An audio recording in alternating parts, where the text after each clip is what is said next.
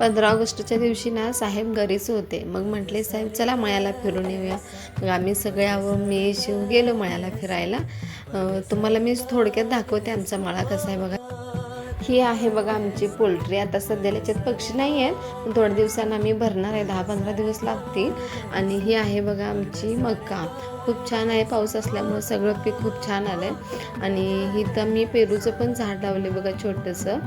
ते मी घरी लाल पेरूचं झाड आहे, घरी बियाचं लावून त्याचं रोप तयार करून लावले. आणि हा नारळ देवघरातला आहे बघा, पाणी देऊन त्याला कोंब आला होता, मग तो आम्ही मळ्यात लावला आहे. आणि ही आहे आमची बाजरी.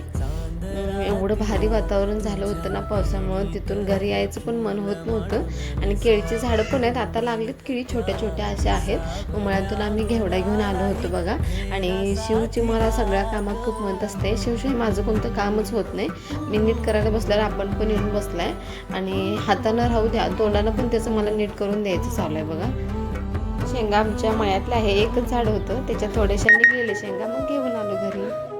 15 ऑगस्टला माझ्या सासऱ्यांचा म्हणजे पप्पांचा बड्डे असतो, मग तेवढंच छोटंसं आम्ही सेलिब्रेशन केलं होतं. केक छोटासा आणून बेकरीतले थोडासा खावावून आमच्या गळवे फॅमिलीतल्या मेंबरांना बोललं होतं.